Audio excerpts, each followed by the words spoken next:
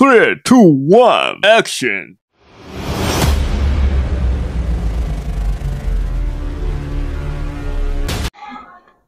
Assalamualaikum warahmatullahi wabarakatuh. Waalaikumsalam warahmatullahi wabarakatuh. Hamdan kasiron thayyiban mubarakan fihi mubarakan alaihi kama yuhibbu rabbuna wa yarda. Asyhadu an la ilaha illallah wa asyhadu anna Muhammadan abduhu wa rasuluhu la nabiyya ba'dah. Amma ba'du. Kelas 11 APL 1. Oke, baik. Ada yang tidak hadir? Siapa? Davina sakit. Ada yang izin? Siapa?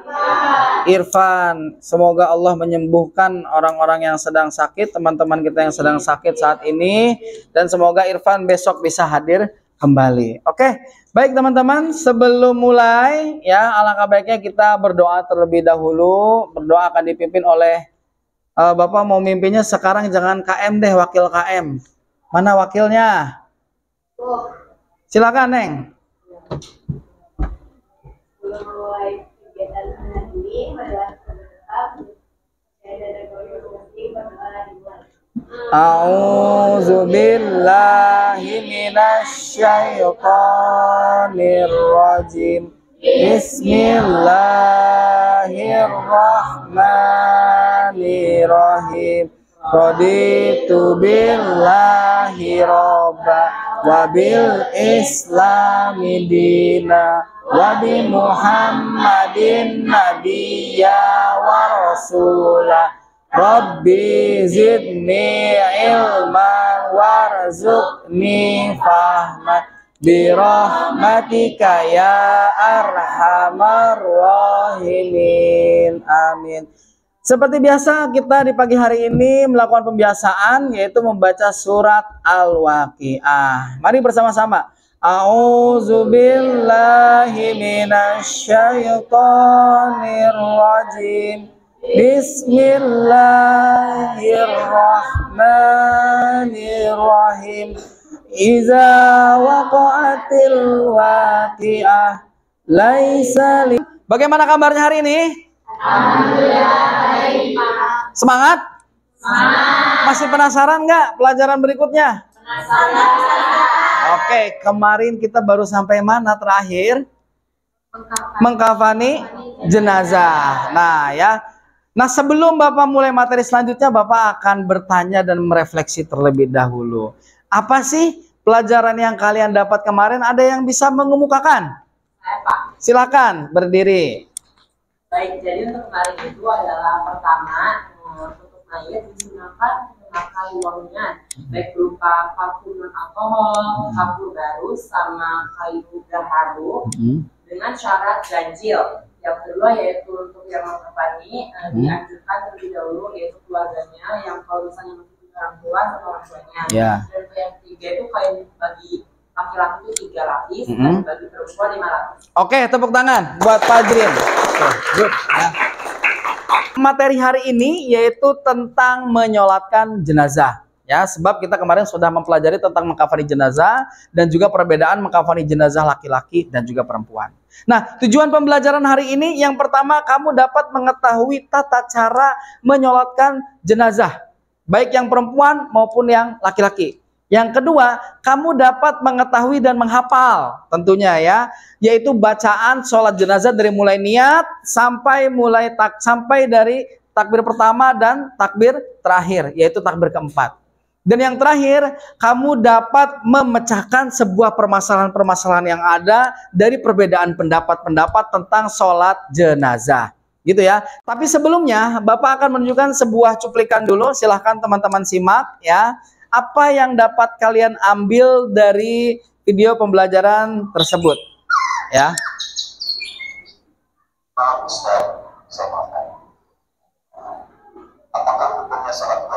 Apa yang bisa mengemukakan pendapat dari video pembelajaran yang sudah tadi kita tonton bersama-sama? Saya, Pak. Audina, silakan berdiri. Assalamualaikum warahmatullahi wabarakatuh. Waalaikumsalam warahmatullahi wabarakatuh. Jadi menurut pandangan aku yang aku simpulin dari video itu Menurut Ustaz Hidayat, sholat jenazah itu diperbolehkan dengan syarat yang pertama tidak ada yang menyolatkan, dan yang kedua itu yang menyolatkan tidak lebih dari 2 orang. Kenapa? Karena dikhawatirkan sholatnya menjadi tidak sah dan tata caranya tidak sempurna. Yang ketiga, jarak rumah dengan jarak rumah jenazah itu jauh. Tetapi jika memang jaraknya dekat atau bahkan masih satu kota dan tetanggaan, disunahkan untuk takziah saja ke rumah jenazah. Baik, sekian dari pendapat saya yang dapat disimpulkan. Wassalamualaikum warahmatullahi wabarakatuh. Waalaikumsalam warahmatullahi wabarakatuh. Oke ya, Bapak simpulkan juga, jadi tentang sholat jenazah juga ada yang disebut tentang sholat gaib. Nah, yaitu sholat gaib yang tidak ada jenazah di depan matanya atau di depan jamaah semua. Nah, sholat jenazah itu sendiri tadi yang dibilang Audina, kalau misalkan mayitnya tidak memungkinkan disolatkan oleh orang-orang sana, karena pada peristiwa Raja Najasyi ketika meninggal dunia, Rasulullah SAW itu nyuruh para sahabatnya, mari kita laksanakan sholat jenazah gaib, gitu ya, karena tidak ada di tempat situ. Kenapa? Karena Raja Najasyi pada saat itu anak-anak pasukan buahnya ya, anak-anak buah pasukannya, yaitu belum Muslim. Jadi tidak mengetahui bahwasanya Raja Najasyi Muslim, sehingga di prosesi pemakaman dan pengurusan jenazahnya itu pakai yang non Muslim. Perbedaan antara sholat jenazah dengan sholat gaib jenazah itu cuma satu, bedanya hanya di niat saja. Kalau sholat jenazah biasa, usolli ala hazal mayyiti arba'at takbiratin fardu kifayatin makmuman au imaman lillahi ta'ala. Tapi kalau sholat jenazah gaib, usolli alal mayyitil ghaibi, nah sebutin namanya tuh, Fulan bin Fulan, ya. Arba'at takbiratin fardu kifayatin makmuman au imaman lillahi ta'ala. Cuman beda di niat. Selebihnya takbir pertama baca Al-Fatihah, takbir kedua kemudian baca sholawat, takbir ketiga baca Allahumma gfir lahu warhamhu wa'afihi wa'fu anhu, takbir keempat baca Allahumma la tahrimna ajrohu wa la taftina ba'dahu waghfirana walahu. Sama. Gitu ya teman-teman ya, dapat dipahami? Oke, baik teman-teman ya. Sekarang Bapak akan membentuk sebuah kelompok ya, yaitu 4 kelompok. Nanti silakan duduk per kelompoknya masing-masing dengan tugasnya masing-masing. Nah, cuma ada 2 tugas. Yang pertama, seperti biasa kamu mengisi lembar LKPD, dan yang kedua, nah ini dia. Untuk kelompok 1, teman-teman, kalian diharapkan untuk menganalisa peristiwa Nabi Muhammad SAW tidak mau mensolatkan jenazah yang meninggalkan hutang dan orang yang bunuh diri. Itu untuk kelompok 1. Kelompok 2, dia menjelaskan perbedaan pendapat 4 mazhab tentang tata cara pelaksanaan sholat gaib jenazah. Nah, yang ketiga, mempraktikkan tata cara sholat jenazah. Dan yang keempat, mempraktikkan tata cara sholat jenazah gaib. Nah, jadi silakan teman-teman sekarang berpencar ya sesuai dengan kelompok duduknya masing-masing. Ini lembar RKPD-nya. Nah, waktunya berapa menit ya? 1 jam. 10 menit cukup? 15 menit cukup? 1 jam kelamaan deh. 15 menit ya teman-teman ya LKPD-nya ya. Nah, di belakang itu ada gambar-gambar di mana kalian harus memecahkan masalah per kelompok masing-masing. 1 orang perwakilan dari kelompok nanti menulis LKPD, dan 1 orang lagi teman-teman yang lainnya itu berdiskusi untuk memecahkan masalah-masalah yang telah Bapak bagikan per kelompok masing-masing. Dapat dipahami? Siap, oke ya. Assalamualaikum warahmatullahi wabarakatuh. Waalaikumsalam warahmatullahi wabarakatuh. Kami dari kelompok 1 akan menyampaikan pendapat kami mengenai Rasulullah SAW yang tidak mau menyolatkan jenazah yang meninggalkan hutang dan juga karena bunuh diri. Yang pertama itu, Rasul tidak mau menyolatkan jenazah orang yang masih mempunyai hutang. Dari Salamah bin Al-Aqwa radhiyallahu anhu, beliau berkata, kami duduk di sisi Nabi Muhammad SAW, lalu didatangkanlah 1 jenazah, kemudian beliau bertanya, apakah dia memiliki hutang? Mereka para sahabat menjawab, iya. Apakah dia meninggalkan sesuatu? Nabi bertanya kembali. Lantas para sahabat menjawab, ada sebanyak 3 dinar. Lalu Nabi mensolati jenazah tersebut. Ada hadis yang berbunyi, semua dosa orang yang mati syahid akan diampuni kecuali hutang. Hadis riwayat Muslim nomor 1886. Kesimpulannya, Rasul tidak mau menyolatkan jenazah yang meninggalkan hutang. kecuali hutang tersebut dibayar oleh ahli waris atau seseorang yang mau membayarnya di detik itu juga. Apabila ahli waris hanya berjanji, Rasul tetap tidak mau menyolatkan. Akan tetapi Rasul tidak melarang para sahabat untuk menyolatkan jenazah tersebut. Hutang wajib dilunasi sebelum meninggal, karena hutang bisa menjadi pemberat dan menghapus kebaikan kelak bisa di akhirat. Rasul bersabda dalam sebuah hadis, jiwa atau orang kafir itu tergantung oleh hutangnya sampai hutangnya dilunasi. Hadis riwayat Ahmad nomor 10599. Selanjutnya kedua ada mengenai jenazah yang meninggal karena bunuh. Menurut Imam Muslim meriwayatkan hadis dari Jabir bin Samurah pernah didatangkan kepada beliau Shallallahu Alaihi Wasallam jenazah seorang laki-laki yang bunuh diri dengan anak panah, tetapi jenazah tersebut tidak disolatkan oleh beliau. Hadis riwayat Imam Muslim. Dalam kondisi apapun, sekalipun sakit keras, ajaran Islam melarang seseorang untuk melakukan bunuh diri, apalagi jika bunuh dirinya dapat mencelakakan orang lain, misalnya bunuh diri. Ancamannya jelas kekal abadi dalam siksa neraka. Bahkan pelaku bunuh diri pun akan masuk neraka meskipun awalnya dia berangkat untuk menunaikan apa yang disebut dirinya sebagai jihad. Wa al-mawat sebagaimana dikutip oleh Ahmad al-Muslim, orang yang membunuh dirinya sendiri divonis akan dikekalkan di neraka. Baik, hanya segitu yang dapat kami sampaikan. Kurang lebihnya mohon maaf. Wassalamualaikum warahmatullahi wabarakatuh. Waalaikumsalam warahmatullahi wabarakatuh.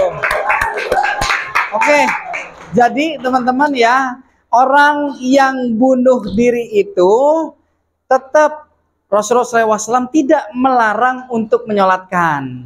Tapi Rasul tidak mau sholat. Ketika peristiwa salah satu seorang sahabat itu meninggal dengan cara bunuh diri, Rasul nggak mau menyolati. Silakan para sahabat aja menyolatkan. Itu bukti tegas bahwasanya peristiwa atau perilaku bunuh diri itu termasuk yang dilaknat oleh Allah dan dilarang oleh Rasulullah SAW. Sekarang kelompok 2, silakan kelompok 2.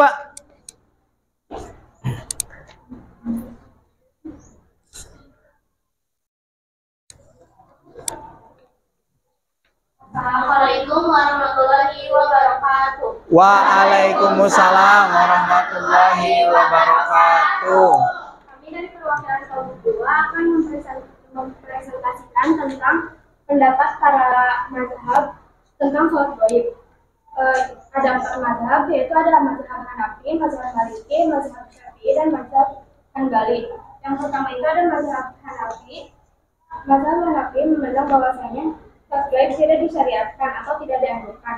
Sedangkan sholatnya Rasulullah SAW untuk jenazah Raja Najasyi merupakan keputusan beliau. Sedangkan tidak ada nukilan bahwasanya Rasulullah SAW mensolatkan jenazah para sahabat beliau secara gaib. Yang kedua itu mazhab Maliki. Sedangkan menurut mazhab Maliki, sholat gaib merupakan perbuatan makruh. Mereka berhujah seperti hujah mazhab Hanafi, di mana hal itu merupakan keputusan beliau yang hanya diamalkan oleh Rasulullah SAW saja, di mana Rasulullah SAW juga tidak mensolatkan para sahabat setelah beliau melakukan untuk Raja Najasyi. Yang ketiga yaitu ada mazhab Syafi'i. Menurut Imam An-Nawawi menyampaikan boleh mensolatkan secara gaib dengan niat meskipun ia jenazah tidak berada di arah kiblat. Sedangkan yang sedang mensolatkan menghadap arah kiblat sama saja di antara keduanya terpaut jarak konser atau tidak. Yang keempat yaitu ada mazhab Hanbali. Menurut Alamah Al-Buti menyampaikan pemimpin agung menyolatkan juga lainnya secara gaib dari negeri itu meskipun kurang dari jarak konser atau yang tidak berada di kiblat, yang menyolatkan dengan niat sampai 1 bulan. Hal itu seperti sholat jenazah yang dimakamkan. Akan tetapi 1 bulan di sini adalah 1 bulan sejak kematiannya. Sekian dari kami. Assalamualaikum warahmatullahi wabarakatuh. Waalaikumsalam warahmatullahi wabarakatuh.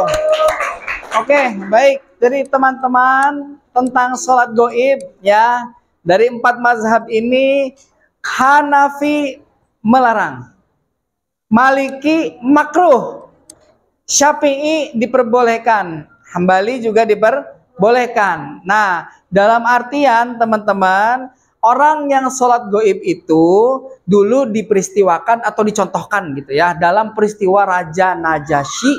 Ketika Rasul sholat untuk Raja Najasyi, itu Rasul tidak langsung datang ke kota tempat Raja Najasyi tinggal, tapi beliau menyuruh seluruh para sahabatnya untuk sholat gaib di situ. Silakan kelompok 3 perkenalkan diri. Assalamualaikum warahmatullahi wabarakatuh. Waalaikumsalam warahmatullahi wabarakatuh. Kami dari kelompok 3 yang ingin mempraktekkan salat jenazah laki-laki. Pak Is imamnya. Silakan Pak Is. Oke. 1, 2, 3. Usalli ala hadzal mayyiti arba'at takbiratin fardu kifayatin hamdulillahi ta'ala. Allahu akbar. Bismillahirrahmanirrahim. Alhamdulillahi rabbil alamin. Ar-Rahmanir-Rahim. Maliki yaumiddin. Iyyaka na'budu wa iyyaka nasta'in. Ihdinas siratal mustaqim. Siratal ladzina an'amta 'alaihim ghairil maghdubi 'alaihim waladdallin. Amin. Allahu akbar. Allahumma shalli ala sayyidina Muhammad wa ala ali sayyidina Muhammad. Allahu akbar. Allahumma ighfir lahu warhamhu wa'afihi wa'fu anhu. Allahu akbar. Allahumma la tahrimna ajrahu wa la taftinna ba'dahu waghfir lana wa lahu. Assalamualaikum warahmatullahi wabarakatuh. Sekarang kelompok 4, silakan perkenalkan diri. Assalamualaikum warahmatullahi wabarakatuh. Waalaikumsalam warahmatullahi Jadi sebelumnya kita di sini bakal mempraktekkan gimana tata cara sholat untuk menyolatkan mayit yang gaib. Jadi nggak ada di tempat. Sebelum kita memulai praktiknya, kita kenalan dulu. Di sini mulai dari yang sebelah kanan. Perkenalkan, nama saya Sanya. Nama saya Anissa. Aku Fadila Tugasana. Aku Sasya Bersada. Aku daerah Gajahnya. Usolli ala hayyil ghaibi arba'at takbiratin fardu kifayatin ma'muman lillahi ta'ala. Allahu akbar. Bismillahirrahmanirrahim. Alhamdulillahi rabbil alamin. Ar-Rahmanir-Rahim. Maliki yaumiddin. Iyyaka na'budu wa iyyaka nasta'in. Ihdinas siratal mustaqim. Siratal ladzina an'amta 'alaihim ghairil maghdubi 'alaihim waladdallin. Allahu akbar. Allahumma shalli ala sayyidina Muhammad wa ala ali sayyidina Muhammad. Kama shallaita ala sayyidina Ibrahim wa ala ali sayyidina Ibrahim. Wa barik ala sayyidina Muhammad wa ala ali sayyidina Muhammad. Kama barakta ala sayyidina Ibrahim wa ala ali sayyidina Ibrahim fil alamin innaka Hamidum Majid. Allahu akbar. Allahumma ighfir lahu warhamhu wa'afihi wa'fu anhu. Allahu akbar. Allahumma la tahrimna ajrahu wa la taftinna ba'dahu waghfir lana wa lahu. Assalamualaikum warahmatullahi wabarakatuh. Assalamualaikum warahmatullahi wabarakatuh. Minta LKPD-nya dulu dong, yang sudah diisi oleh teman-teman semua. Gua minta LKPD-nya. Bapak ingin teman-teman semua mengisi asesmen sumatif tentang sholat jenazah ini. Silahkan di barcode terlebih dahulu.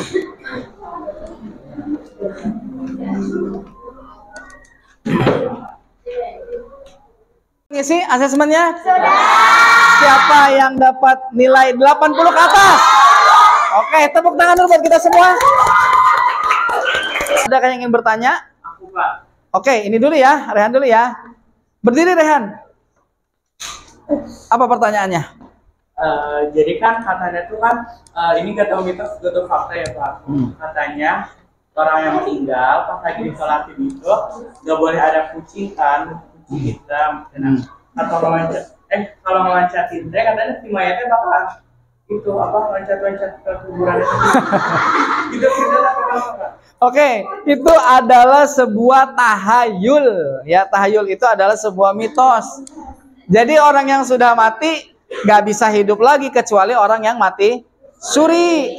Untuk Bapak mau dari kalian semua ada yang menyimpulkan satu orang dari pembelajaran hari ini. Siapa yang mau menyimpulkan? Saya, Pak. Silakan berdiri. Assalamualaikum warahmatullahi wabarakatuh. Waalaikumsalam warahmatullahi wabarakatuh.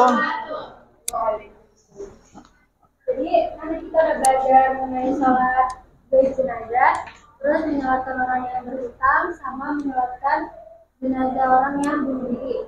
Buat sholat jenazah goib itu diperbolehkan dengan catatan tidak ada yang menyolatkan, dan yang menyolatkan itu tidak lebih dari 2 orang.